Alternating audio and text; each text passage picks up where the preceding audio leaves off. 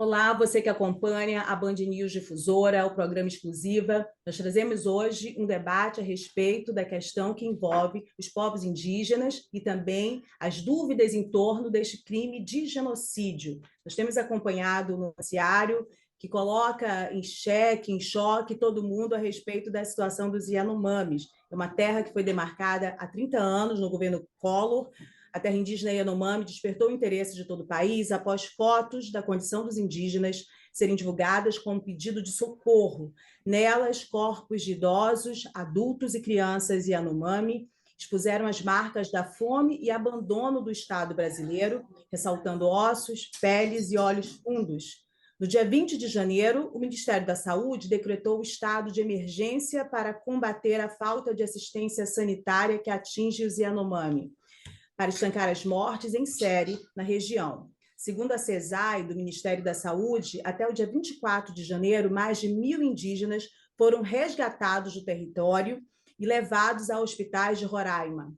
O Ministério dos Povos Indígenas informou que 99 crianças Yanomami, entre 1 e 4 anos, morreram em 2022, em função dos impactos do garimpo ilegal e por causas tratáveis, como desnutrição, diarreia e pneumonia. No dia 30 de janeiro, o ministro Luiz Roberto Barroso, do Supremo Tribunal Federal, determinou que a Procuradoria-Geral da República, o Ministério Público Militar, o Ministério de Justiça e Segurança Pública e a Superintendência Regional da Polícia Federal de Roraima apurem a possível participação de autoridades do governo Jair Bolsonaro na prática, em tese, dos crimes de genocídio. E para falar deste assunto com a gente aqui na Band News Difusora, nós teremos o procurador jurídico da Univaja, o advogado Eliésio Marubo, que atua nesta área há mais de 10 anos, e também o doutor Paulo Pancararu, advogado muito respeitado no meio indígena também, que atua na área jurídica também há mais de 25 anos. Sejam bem-vindos ao Exclusiva. Obrigado, Rosiane, obrigado aos sempre solícitos companheiros aí da Band News. Nós sempre estamos para somar com esse diálogo e sempre fortalecer e informar a sociedade de tudo que vem acontecendo na temática dos povos indígenas do Brasil. Obrigada, doutor Paulo, pela primeira participação aqui na Band News Difusora. Obrigado, Rosiane. Quero agradecer à Band News pela oportunidade para apresentar esse tema tão relevante para o povo Yanomami, para os povos indígenas e para o país como um todo, porque é inadmissível que cenas iguais estas que estão sendo apresentadas continuem acontecendo no nosso país. Então, é uma oportunidade bastante importante para tratar do assunto e aproveito para cumprimentar o Eliésio, um grande jurista indígena, que vai trazer informações muito importantes. Então, a gente pode começar explicando para os nossos ouvintes, para quem está acompanhando este programa, o que é genocídio, né? Como ele se enquadra juridicamente e em que momento ele é entendido na legislação brasileira e na legislação internacional. Eu vou começar pelo doutor Paulo Pancararu.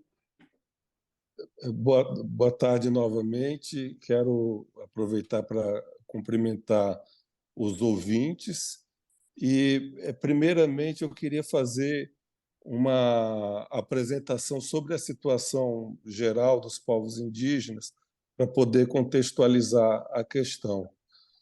A ocupação do país, a colonização, sempre foi voltada para se apropriar das riquezas naturais do país, dos povos indígenas, e por isso, durante o período colonial, sempre houve o investimento de violência contra os povos indígenas, seja pelo extermínio dos povos indígenas.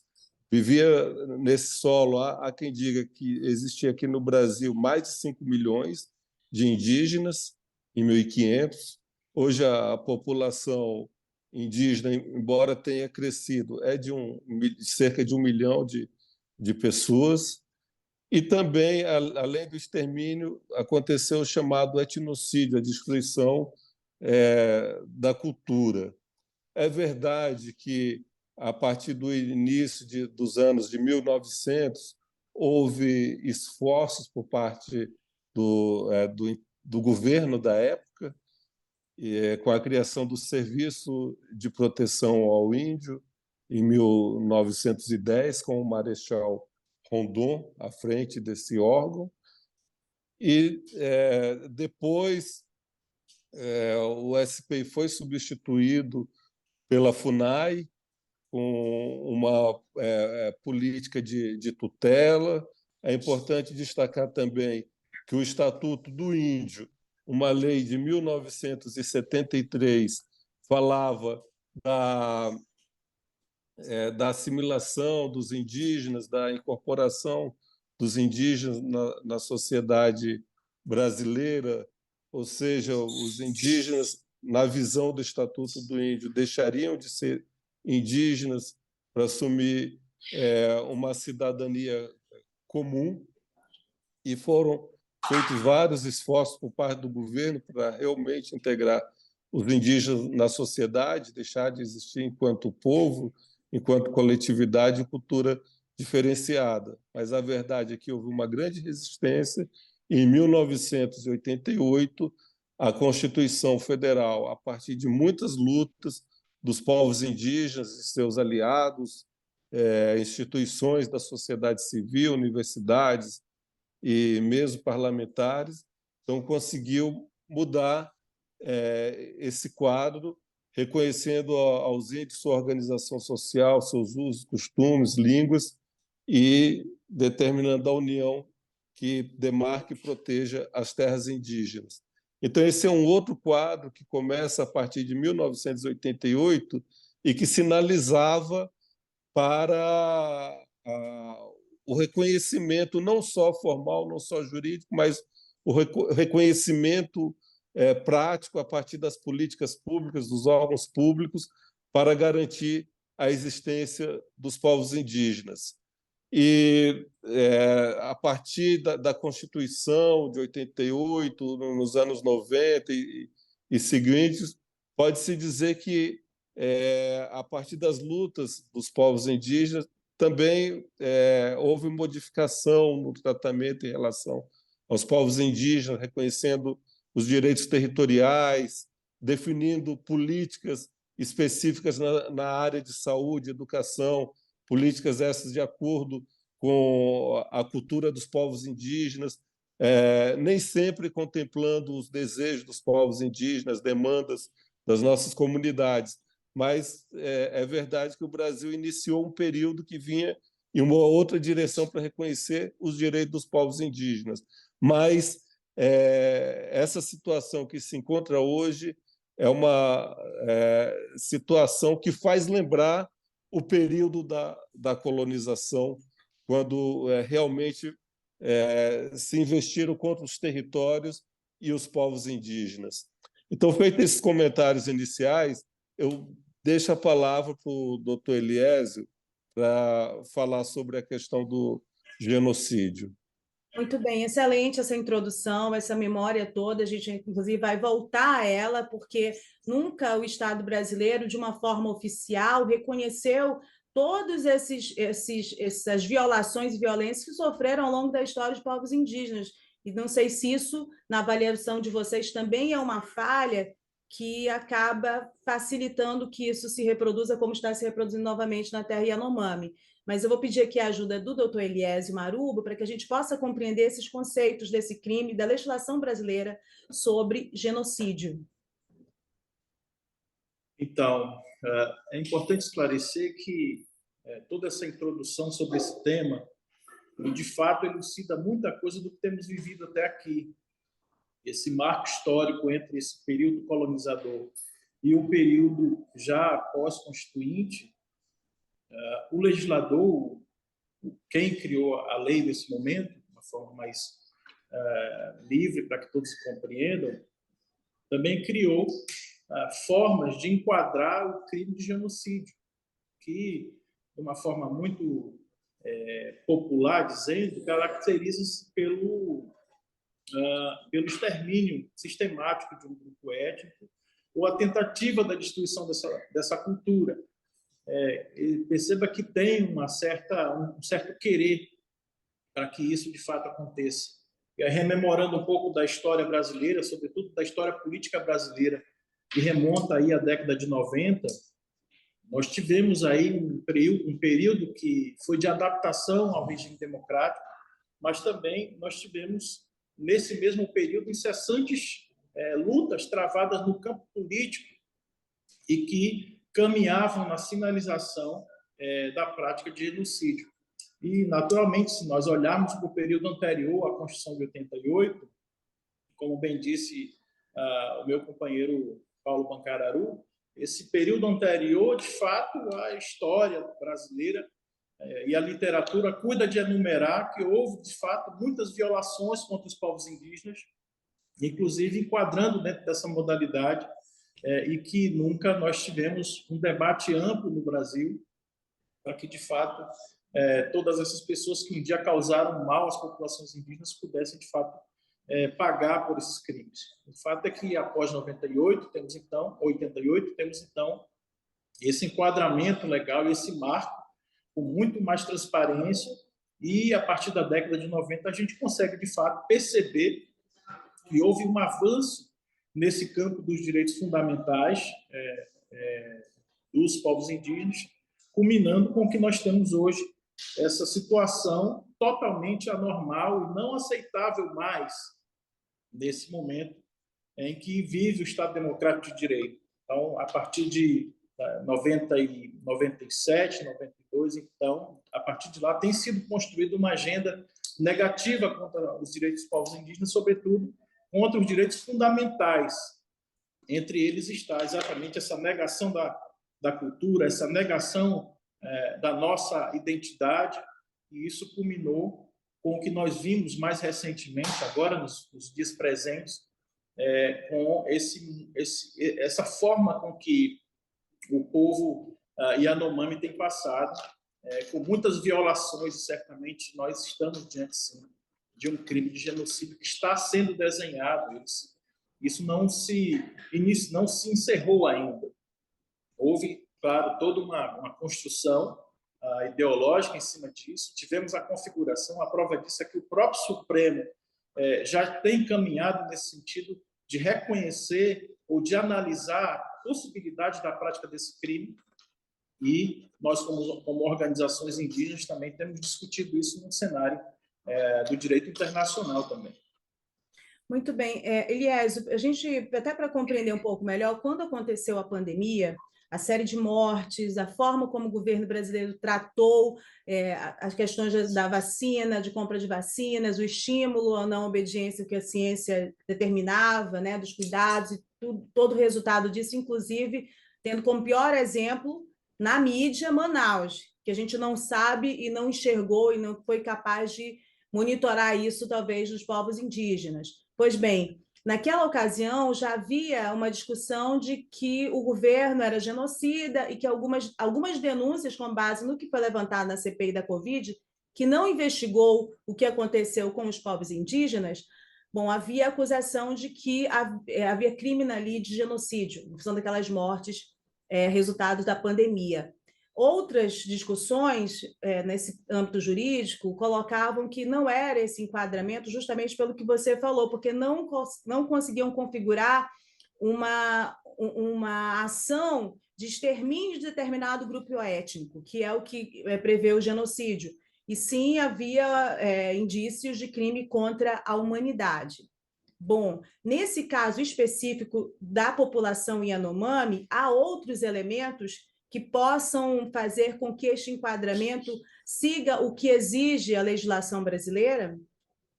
Certamente. Inclusive, se for rememorar os tempos da pandemia, nós tivemos, sim, uma ação deliberada contra as populações indígenas, sabendo que estávamos numa situação de pandemia. Essa ação deliberada por parte do governo federal, na época, foi uma ação através de uma omissão E aí, nesse ponto, eu, inclusive, me solidarizo com o parente Paulo, porque através da rede de advogados indígenas e fortalecendo a PIB, que é a nossa articulação dos povos indígenas do Brasil, nós tivemos que manejar uma ação no Supremo Tribunal Federal, incluir os povos indígenas entre aqueles grupos prioritários.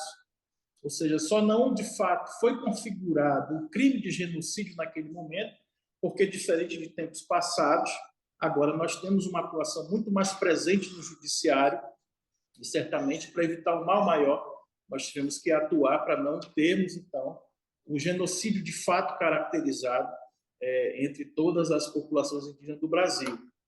No entanto, isso, de fato, reforça, nesse momento presente, em relação à situação dos Yanomamis, reforça que tem sido construída uma pauta que visualiza exatamente o extermínio deliberado, não só de um grupo étnico, mas de muitos povos indígenas do Brasil.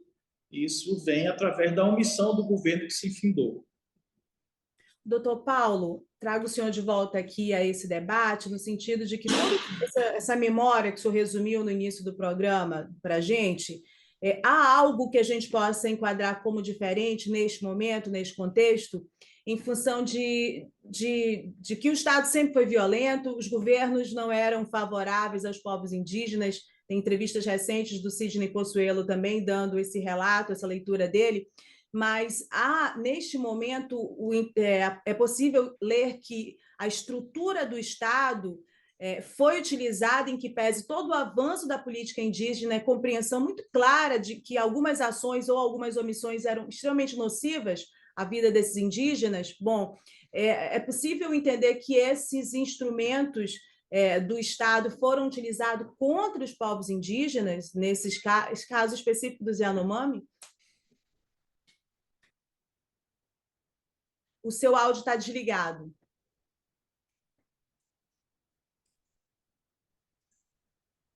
Sim, nós podemos afirmar que houve um conjunto de políticas, de atos e de omissões contrárias aos direitos dos povos indígenas. A situação em que os Yanomami se encontram hoje não é uma casualidade. É o resultado de uma série de políticas contra o reconhecimento da demarcação das terras, a ausência de política consistente para atender à saúde dos povos indígenas, em especial nesse período da Covid, que o governo negava os efeitos da Covid para a população como um todo, e quanto mais para os indígenas, e mesmo também um governo que sempre se posicionou contra o reconhecimento dos direitos territoriais indígenas, um governo que sucateou os órgãos públicos, a FUNAI, o IBAMA, o Ministério da Saúde. Então, o Estado levou um período razoável para construir políticas consistentes, construir órgãos capazes de atender às demandas sociais, e foram destruídas. Então, o que há de diferente no momento atual é que foram construídos instrumentos jurídicos, a legislação brasileira, a legislação internacional, instrumentos internacionais de reconhecimento dos direitos indígenas, enquanto o governo fez uma política contrária, né? Tomou uma direção totalmente contrária ao que vinha sendo construído para se posicionar contra os direitos indígenas, inclusive defendendo outros interesses econômicos, como é o caso do garimpo, que destrói a mata, destrói a floresta, que leva doenças para as comunidades locais, como é o caso dos Yanomami, e que não deixa nenhum recurso para a União, que não arrecada impostos. Então, é uma situação de calamidade que foi construída pelo governo. Doutor Eliésio, é esse o enquadramento que facilita a gente chegar aos indícios que podem colocar os elementos para que essas pessoas respondam por esse tipo de crime? Quer dizer, o que foi feito de público em relação aos Yanomami e outras terras indígenas, o que se tinha de política indígena, o que se tinha de instrumento do Estado para usar em favor dos povos indígenas, as decisões judiciais colocando o governo claramente que ele tinha de agir e não agiu. Estão todos instrumentos oficiais que conforme relatado aí pelo doutor Paulo Pancararu, nos colocam de frente para essas provas ou há um entendimento diverso do senhor?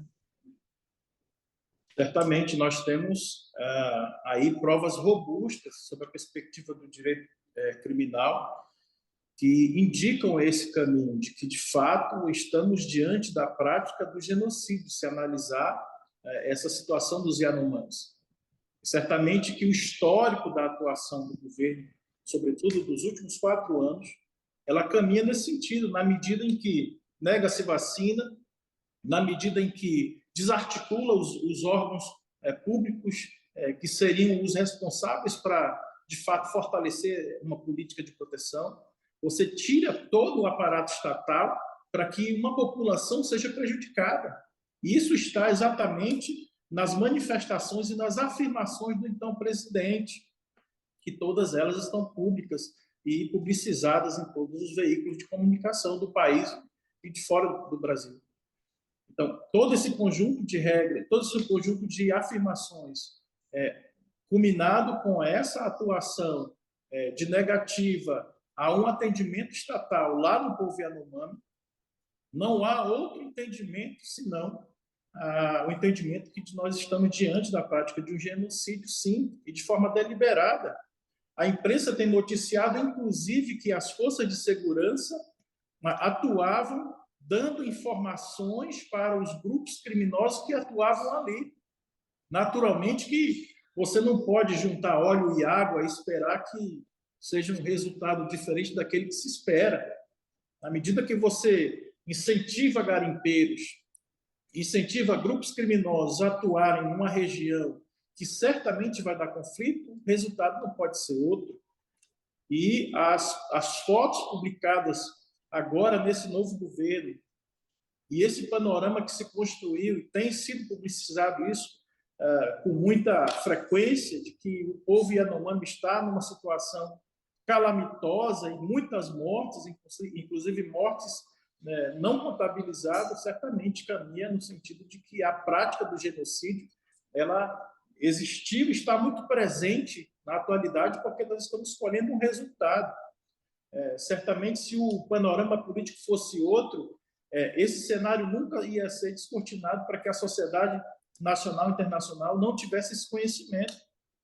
E eu me filio exatamente a esse entendimento, uma vez que todos os advogados pertencentes à rede de advogados indígenas do Brasil têm caminhado na construção desse pensamento e fortalecido ele não só no judiciário brasileiro, como também no Tribunal Penal Internacional.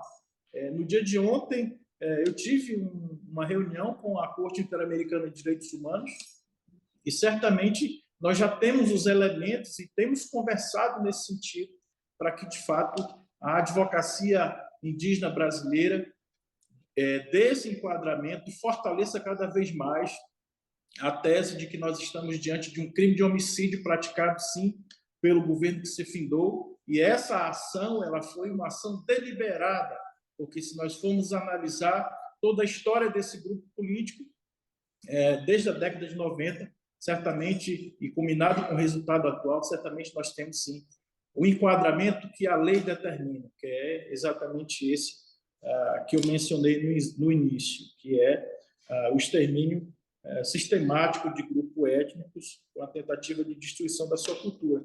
Vide toda a análise do conjunto trazido pelo líder maior desse grupo político, que foi o ex-presidente, que ele manifestou isso muitas vezes e de várias formas e trouxe muitas provas contra ele mesmo para que hoje nós chegássemos aqui e fizéssemos essa afirmação.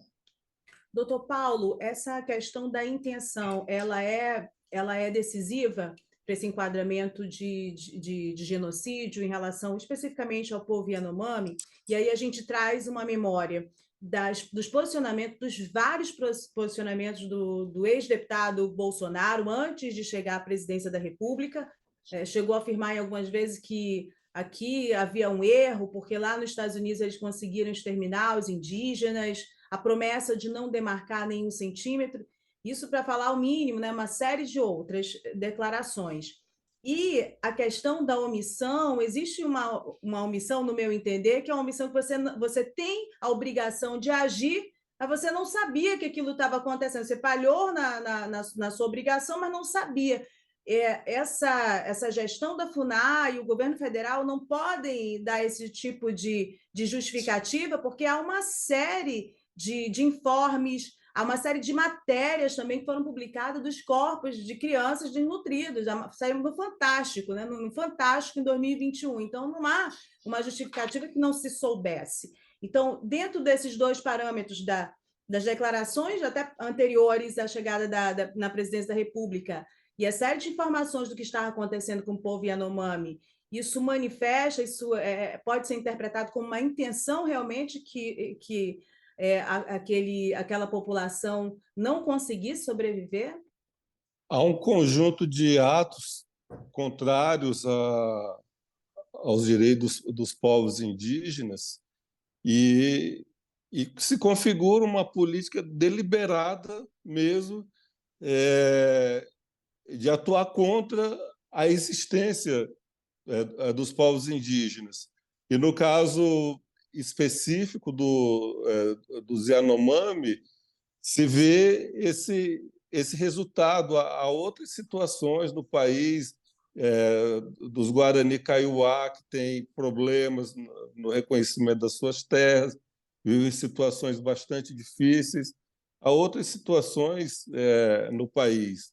E no caso dos Yanomami, essa situação fica bastante clara, porque as próprias imagens mostram isso, o número de crianças, de pessoas que estão morrendo por falta de assistência. E o governo ele foi alertado várias vezes sobre isso, inclusive os processos judiciais requerendo que o governo viesse prestar assistência aos povos indígenas, e o governo se manteve apenas fazendo discursos formais, protocolares, e não tomou uma decisão que viesse a contemplar os direitos dos povos indígenas. Então, na minha concepção, está configurada a intenção do governo, do ex-governo, né, de exterminar esse povo, exterminar esse grupo, porque é isso que configura o genocídio, não é apenas eliminar uma pessoa, mas eliminar um grupo ou parte daquele grupo. Então, o conjunto de atos e de omissões do governo que saiu do poder leva a essa compreensão. Doutor Eliésio, uma dúvida, que aí tem uma dúvida em relação à gravidade dos riscos para os povos indígenas, mas também em relação à gravidade nos termos do que se tem da lei, né, da questão jurídica do país. Há uma diversidade de povos indígenas e há entre eles relações diferentes com a sociedade envolvente, níveis diferentes. Dos Yanomamis é uma específica, algumas pessoas até colocam alguns questionamentos completamente fora de órbita, porque há um modo de vida deles há mais de 3.000 anos e a opção deles, da maioria daquelas populações que vivem naquele território, é de não contato frequente, né, com a sociedade, com a área mais urbana, digamos ali, de Roraima, mas eles têm sido obrigados a isso em função do tratamento de saúde.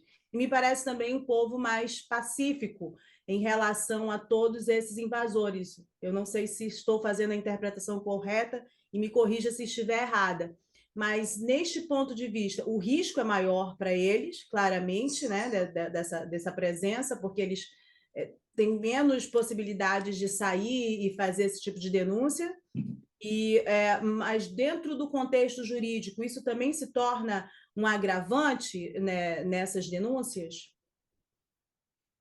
Certamente. Só retomando um pouco da sua pergunta para o doutor Paulo, na verdade, o querer ou não fazer também pode ter sido utilizado para fortalecer ainda mais, ou pode ter sido utilizado para prejudicar ainda mais a situação do povo indígena Yanomami. No direito diz que é uma ação por omissão. Você opta por não fazer. Imagine só, dando exemplo, o pai que tem o dever de cuidado com o filho. E ele resolve não agir e o filho vai e tem um acidente, por exemplo. Ele tinha o dever de cuidar, mas ele preferiu não fazer isso. É a mesma situação que se aplica nesse caso. O dever do Estado brasileiro é de cuidar de todos os cidadãos, ou seja, todos os cidadãos.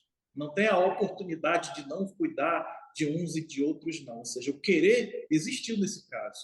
Então, houve um querer por não fazer. E, nesse ponto, a gente não tem como se desprender. Certamente, nesse caso, respondendo a pergunta a mim, nesse caso, sim, o fato de o povo indígena ser de recente contato, ou ser isolado, ou estar numa situação que não é tão vista aos olhos do resto da sociedade não indígena, isso, de alguma maneira, o Supremo Tribunal Federal já disse que é uma extrema vulnerabilidade, foi o que disse, quando nós levamos outras questões para serem analisadas ali na Suprema Corte. Essa extrema vulnerabilidade, de fato, pressupõe que existe, que deveria existir um conjunto de outros cuidados a mais, além de outros povos, que nesse caso não existiu. Então, em relação aos Yanomamis, o fato de estarem numa situação de quase isolamento, certamente isso, de alguma forma, agrava toda a situação, porque nós tínhamos uma situação negativa vivenciada por eles, que até então toda a sociedade não tinha esse conhecimento, embora a associação deles pudesse noticiar a situação de vulnerabilidade que estavam passando desde muito tempo. E com esse agravamento, e agora, a partir das ações do novo governo, nós tivemos, então, essa situação aberta para toda a sociedade e, naturalmente, que nós vimos o resultado terrível que se encontra aquele povo. Então, isso sim pode ser utilizado como um agravante para que esse crime, de fato, ele possa ter aí, quando no seu julgamento, o agravamento da penalidade pode acontecer a partir dessas condições. Certamente, cada caso é um caso, mas, nesse caso, o fato deles estarem numa situação de contato recente ou em contato não permanente, de alguma forma, tem sim a possibilidade de ser utilizado para agravar a situação do agente, ou seja, de quem deu causa a esse resultado. Doutor Paulo, seriam ações diferentes, uma do enquadramento da punição e de que tipo de crime foi cometido em relação ao povo Yanomami, mas há outras formas, como reparar o que já não se pode reaver nessa condição, né? As mortes, as crianças mortas, e há ali também uma situação muito complicada, que eu gostaria até que o senhor pudesse fazer aí também uma análise, sobre o modo de vida deles. Como retomar o modo de vida deles diante de tanta devastação, diante de tantos traumas, né, que se seguiram nesse período todo, até os rituais em relação à questão da perda, né, dos indígenas, algo foi muito alterado, né? Foi imposto para eles, porque eu vi relatos de indígenas que eles não podiam fazer os mesmos rituais porque eles próprios, né, naquela comunidade, estavam doentes e não tinham forças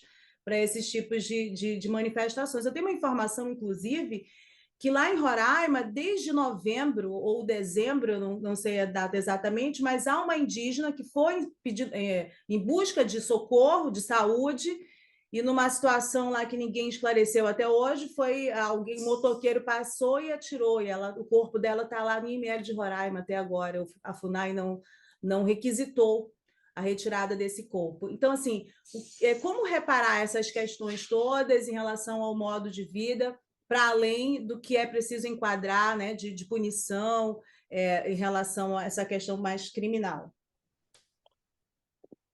Essa pergunta é muito importante mesmo, porque tem essa questão do genocídio, que já se encontra em discussão no Tribunal Penal Internacional.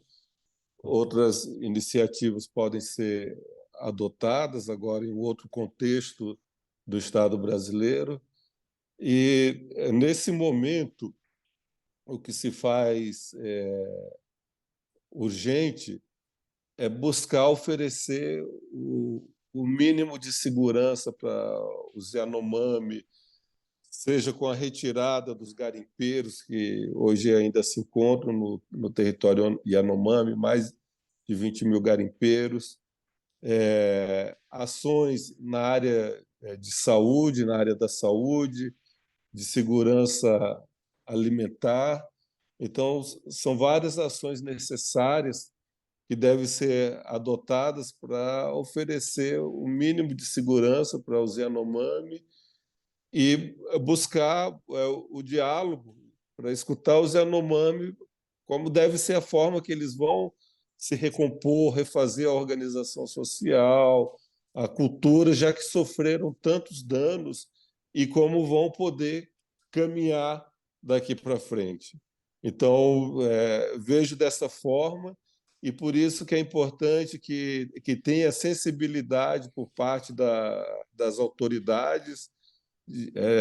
Pelo noticiário, tenho acompanhado que houve uma visita a Yanomami, inclusive com a presença do presidente da República e ministros, secretários que têm competência na área.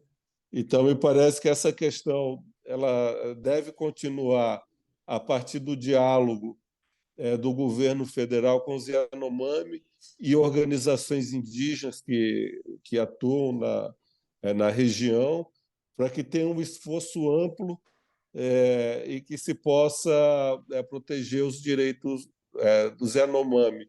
Escutei alguma coisa também que havia uma iniciativa do governo federal, do presidente da República, junto à Organização Mundial da Saúde, para buscar colaboração junto a outros países para aprovar uma resolução voltada à proteção da saúde dos povos indígenas. Eu te digo que vejo isso com bons olhos, porque os povos indígenas, não só no Brasil, mas em outras regiões, em outros países, ainda tem muita vulnerabilidade na questão da saúde, embora tenha instrumento que reconheça os direitos dos povos indígenas de um modo geral, direito ao território, ao meio ambiente, à cultura, mas ainda é necessário que se discuta instrumentos outros para assegurar de uma forma mais eficaz o direito à saúde. Então, são várias medidas que devem ser adotadas e nós não podemos deixar cair no esquecimento, porque são tantos problemas que acontecem em relação às sociedades, os povos indígenas, a sociedade não indígena, a sociedade brasileira, são tantas questões e nós não podemos que esse assunto caia no esquecimento daqui a uns dias. Então, é importante que seja feito trabalhos, que as ações sejam adotadas para fortalecer os povos indígenas. Dentro desse contexto da possibilidade de esquecimento, que ela é muito real, né, em relação à sociedade brasileira, doutor Eliésio, como evitar que, né, para além do que vai tramitar sobre a investigação de genocídio, a necessidade de reparo para essa comunidade, aí a gente ainda está falando especificamente da comunidade Yanomami, dos povos que vivem no território Yanomami, como evitar que, dentro desse contexto todo, esse reparo, essa necessidade de reparo, essa necessidade de proteção do território não seja confundida com uma tutela, uma tutela que muitas vezes é nociva e é tudo que o movimento indígena hoje luta, né, contra essa relação com a sociedade. nós estamos diante de uma necessidade de atuação estatal, sobretudo no fortalecimento de políticas públicas. Nós não podemos, nesse momento, e aí eu vou dividir a resposta em duas partes, a primeira delas é em relação à questão da reparação. Essa reparação, de fato, é impossível a gente dizer que tipo de reparação, de que maneira o povo indígena Yanomami pode obter uma reparação diante de tudo que aconteceu, sob várias perspectivas.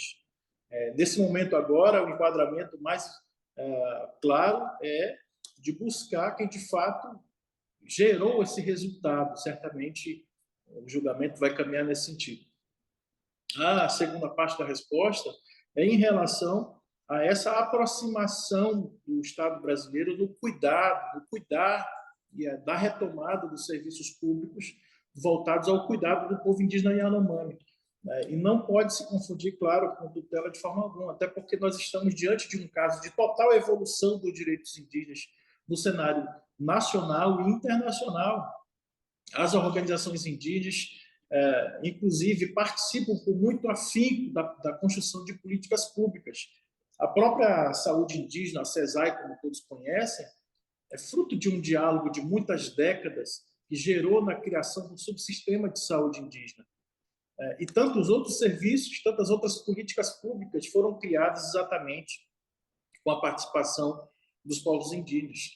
Naturalmente que, nesse cenário que nós estamos vivendo agora, e digo isso de forma muito transparente, todos os povos indígenas do Brasil têm ajudado o governo atual a construir uma política pública mais eficaz e uma política pública que atenda, de fato, às necessidades regionais.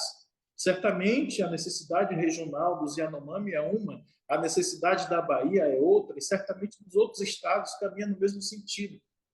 E, nesse ponto, também é público e notório, eu estive junto com muitos outros companheiros indígenas na comissão de transição do governo, e lá nós pudemos sinalizar mais ou menos o tipo de política pública que nós precisamos para os próximos anos. E essa dinâmica, essa forma de se organizar do movimento indígena brasileiro tem sido repetida por muitos anos. Na pré-campanha, nós conversamos com os candidatos. Na eleição, depois da eleição, nós conversamos com o presidente eleito, trabalhamos na transição e agora estamos construindo uma agenda positiva para várias regiões, e certamente está incluído ali os Yanomami.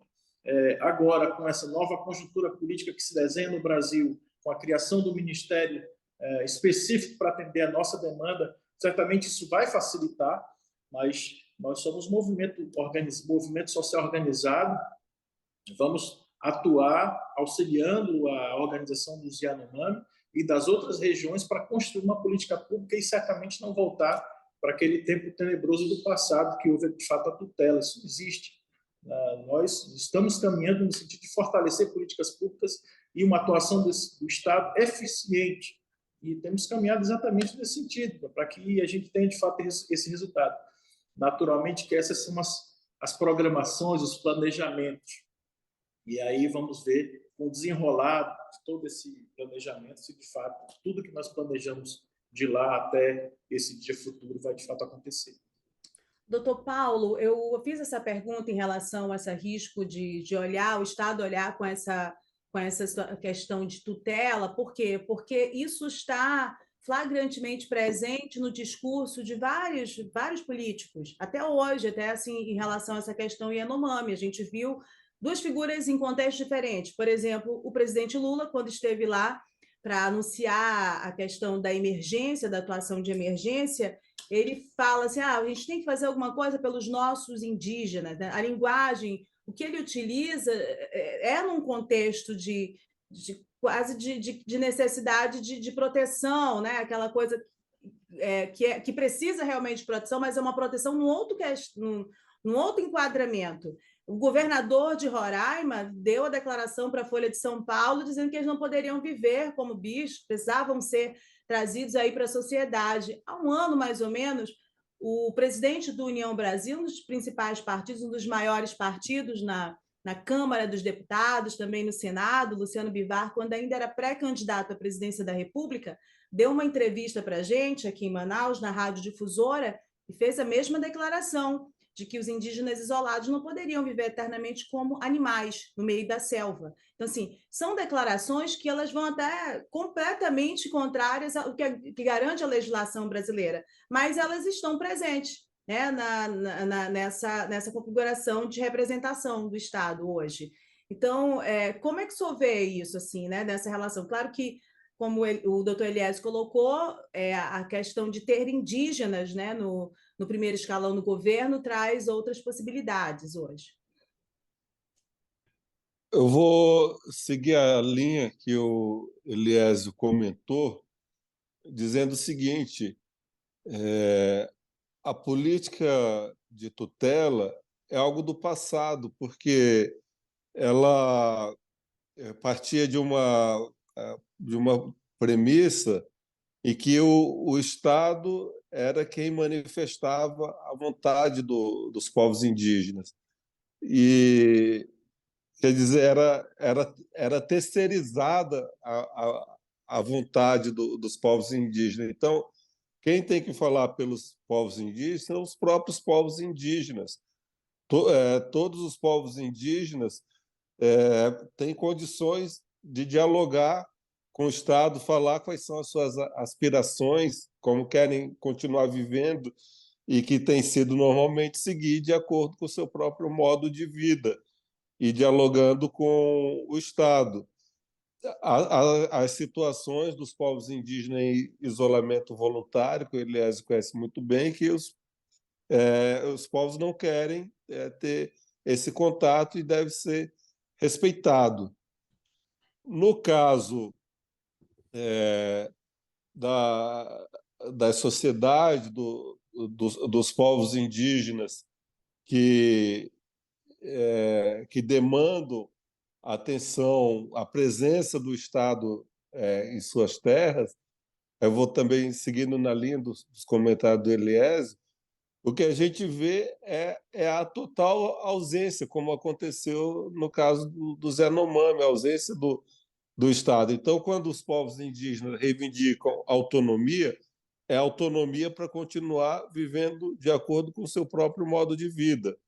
Mas isso não significa abrir mão da proteção estatal, pelo contrário, que sejam reforçadas políticas de proteção da terra, proteção do meio ambiente, uma política de saúde adequada que considere o próprio sistema de saúde indígena, que contemple o próprio modo e práticas de saúde dos povos indígenas. A mesma coisa na área da educação.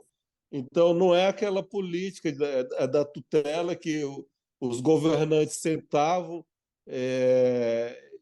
em um escritório e passavam a decidir sobre a vida dos povos indígenas. Isso não é admissível. Então, tem que ser uma política de diálogo e que contemple as aspirações dos povos indígenas e autonomia para viver de acordo com seu próprio modo de vida. É essa a questão. Muito bem. Nós estamos com quase 40 minutos dessa entrevista com o doutor Eliésio Marubo, o doutor Paulo Pancararu, trazendo para a gente esclarecimentos do ponto de vista do direito indígena sobre o que acontece na terra Yanomami. E a gente vai aproveitar a presença dos dois para a gente colocar um pouquinho mais o enquadramento, porque, infelizmente, essas violações, uma série de violências não ocorreram só no território indígena Yanomami, ocorreram em todo o país, né? Como o doutor Paulo citou agora há pouco, as mortes, né? As mortes que aconteceram uma atrás da outra também no território dos Guarani Kaiowá em relação à morte violenta, né? De confrontos e a tentativa deles de manter o modo de vida e vida no território deles. Há a situação no Vale do Javari, que acabou também culminando na morte violenta do indigenista Bruno Pereira e também do jornalista Dom Phillips, e uma série de outros indígenas sendo ameaçados, tal como o Bruno, né, naquela região. E o que aconteceu com os povos isolados que a gente nunca vai descobrir, talvez, né, Eliésio, doutor Eliésio, em relação a isso. Então, nós temos essa situação dos dados que matérias trazem para a gente dessas violências. No território Munduruku, a própria DPF, que determina a investigação de genocídio, ela traz decisões de proteção em outros territórios em todo o país também. Bom, paralelo a isso, nós temos situações, né, que foram também expostas por meio de documentos públicos em relação a negativa do governo, negativa frequente, até de respeito a decisões judiciais sobre aquelas medidas restritivas, né, de proteção de uso de territórios não demarcados, onde havia isolados, identificação de isolados. E no ano passado, final do ano passado, uma operação da Polícia Federal colocando toda essa questão em relação a Ituna e Tatá, no Pará, e colocando que autoridades ligadas à FUNAI agiam, né, em defesa do direito dessas pessoas que queriam invadir, e invadiram, de fato, aquele território. Então, essa questão sobre genocídio e sobre esse ataque aos povos indígenas, ela pode ser amplificada ou, juridicamente, ela prejudicaria o foco no que está acontecendo ali no território Yanomami, que é muito mais flagrante? De fato, nós temos muitas violações no Brasil nos últimos tempos. Isso não é algo que surgiu no governo que se passou, não. A história da República Brasileira ela tem indicado muitas violações ao longo de todas essas décadas até aqui, e naturalmente que tivemos um agravamento dessas muitas violações, inclusive a configuração do crime de genocídio agora, através da atuação do governo que se findou. Mas certamente muitas violações nós teríamos que fazer um corte para que, de fato, nós tivéssemos a indicação dos culpados. Eu entendo que nesse exato momento nós poderíamos trabalhar a questão dos Yanomamis de forma apartada da discussão das outras regiões, sem também deixar de considerar a possibilidade de enquadrar na mesma situação do crime de genocídio o que passa os povos indígenas do Maranhão, ali da terra indígena Araribóia. Assim como no Vale do Javari aconteceram 3 mortes em menos de 3 anos, no Araribóia muitas pessoas morreram. Recentemente, inclusive, nós tivemos mais assassinatos ali na terra indígena Araribóia. Um parente, chamado Valdemar, foi morto a tiros. A esposa estava sumida há alguns dias atrás. Tivemos o assassinato de uma pessoa não indígena, casado com uma indígena, que trabalhava, por acaso, na CESAI, que também foi assassinado por razões, certamente, de conflito no campo.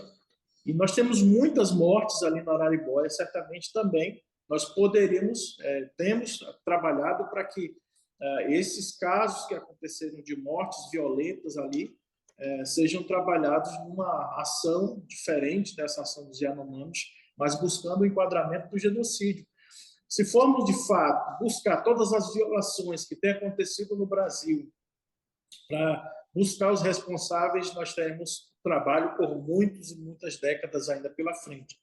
Mas, como parte da rede de advogados indígenas, nós temos priorizado as situações mais urgentes.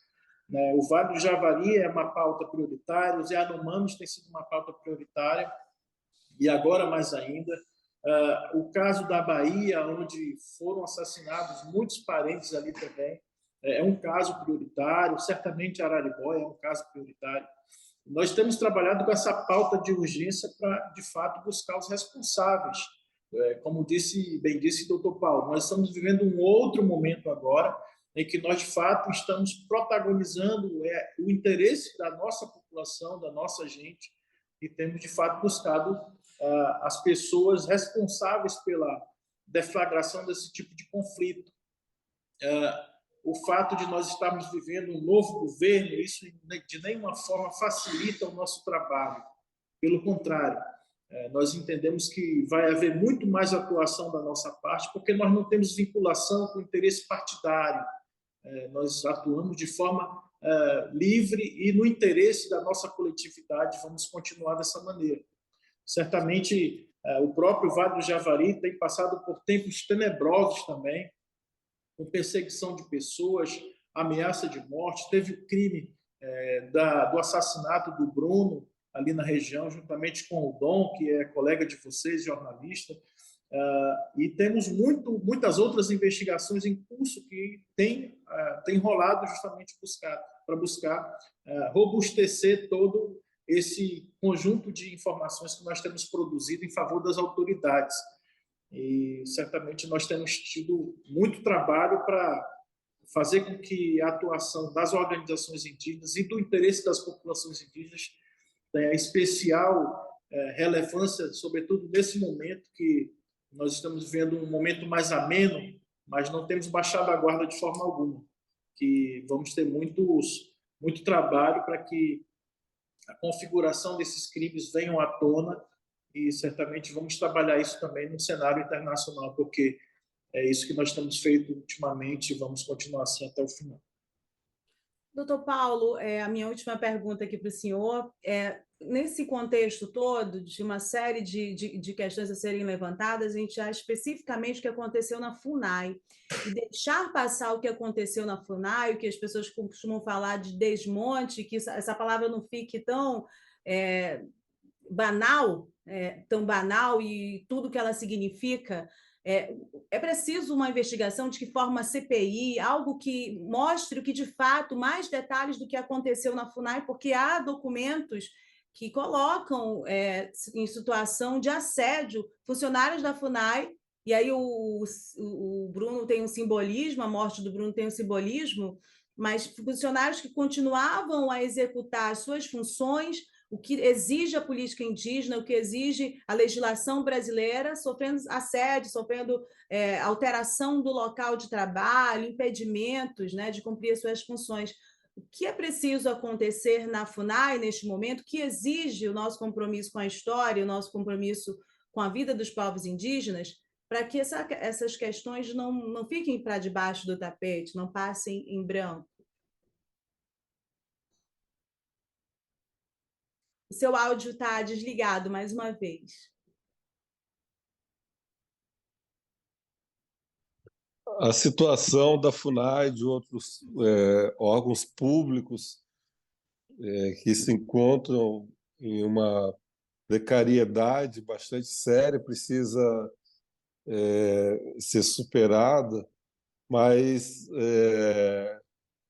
eu acredito que essa questão ela precisa ser trabalhada com uma objetividade, porque, do contrário, corre-se o risco de cair numa armadilha de um órgão que sempre teve dificuldades. O Estado brasileiro nunca foi uma maravilha para os povos indígenas, e outros setores também sempre reclamaram, mas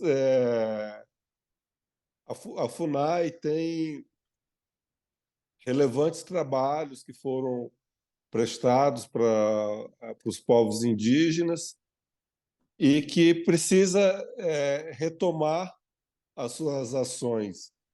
Então, na minha compreensão, é necessário ver o quadro atual de servidores, o que se pode ser feito para ter mais servidores trabalhando junto às comunidades indígenas, a questão dos recursos também, retomar as demarcações de terra, a fiscalização e vigilância. Há um déficit muito grande em relação à proteção das terras indígenas. Essa questão sempre foi problemática, mas é necessário ver de forma mais prática. Por exemplo, a questão da fiscalização ela sempre foi vinculada à sede. Historicamente, a fiscalização das terras indígenas sempre foi vinculada à sede da FUNAI, que, dependendo da situação, deslocava equipes para fazer a fiscalização das terras, reforçava a atuação de servidores locais, mas me parece que hoje, após o reconhecimento de grande parte das terras indígenas, a questão da fiscalização ela não pode ficar somente vinculada à sede. Ela tem que ser tratada de uma forma mista, tanto por Brasília como pelas regionais, porque uma ausência de equipes fortes atuando junto às comunidades, ausência de equipes locais, acaba permitindo as invasões das terras. Então, é necessário tomar essas medidas práticas. Uma outra questão também é a chamada regulamentação do poder de polícia da FUNAI, que é um assunto antigo, desde o início da década de 90, quando se falava sobre a aprovação do novo Estatuto do Índio, falava sobre a regulamentação do poder de polícia, que, traduzindo de uma forma assim, mais clara, significa que a FUNAI poderia multar as pessoas que estão dentro das terras indígenas, as que entram ilegalmente, ter uma atuação de proteção mais consistente. Então, eu vejo que é importante tratar dessa questão junto ao Congresso Nacional também, né? Medidas que devem ser adotadas pelo próprio Executivo. O Executivo não depende de um outro poder para proteger os povos indígenas, mas é necessário também medidas do Executivo e que o Judiciário continue atuante.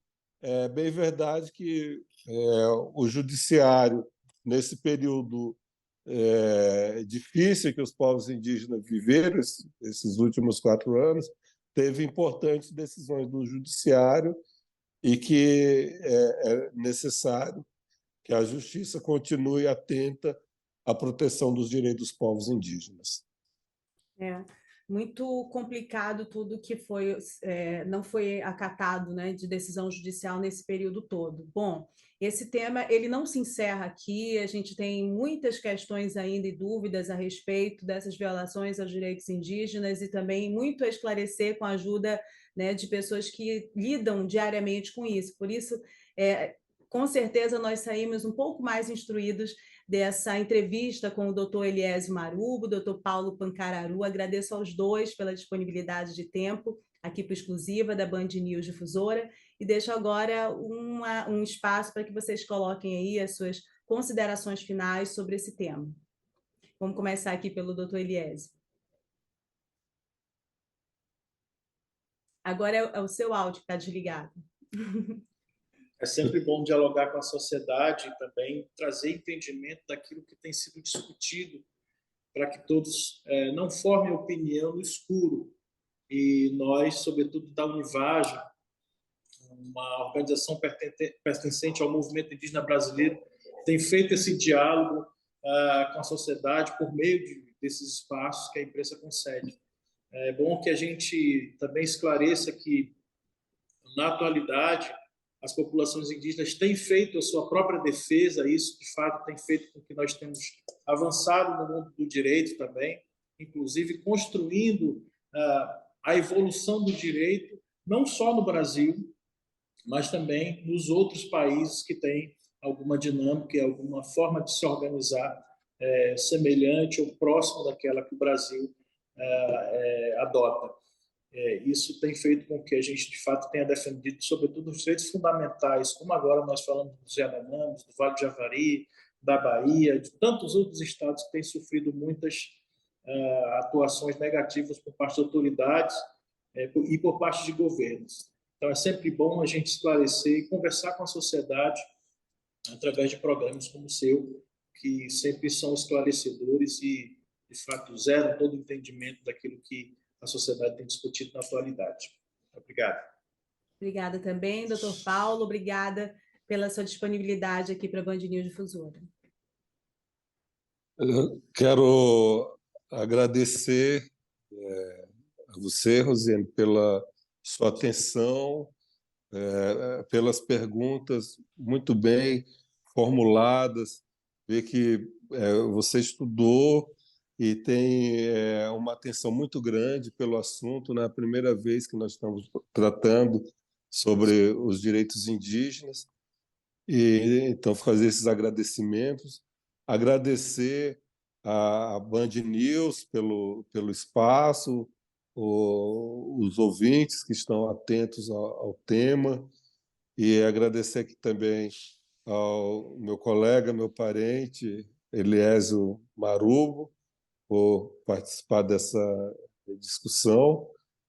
E os povos indígenas, além dessa pauta da violação dos direitos, da nossa preocupação, como é que ficam os nossos territórios, como evitar para ter as invasões, retirar os invasores, a proteção do meio ambiente, nós também temos a nossa pauta, que vou chamar aqui do etnodesenvolvimento, os nossos planos de vida, que é sair desses problemas todos que são causados por terceiros, né?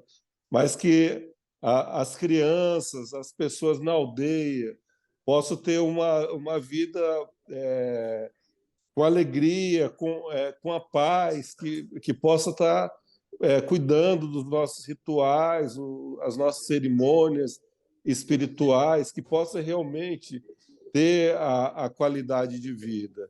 E daí essa questão ela também está relacionada ao relacionamento com a sociedade civil, com as pessoas que estão na cidade. Nós queremos a floresta protegida, o rio protegido, não é só para as nossas terras, para as nossas florestas, mas que as pessoas que estão em outros lugares também tenham qualidade de vida. E acho que o ouvinte pode colaborar bastante também, pensando sobre essas questões, que os povos indígenas não são pessoas que estão distantes, né? Mas são pessoas que querem viver em paz, seguir em harmonia em sua própria sociedade e com a natureza. Então é isso, e muito obrigado.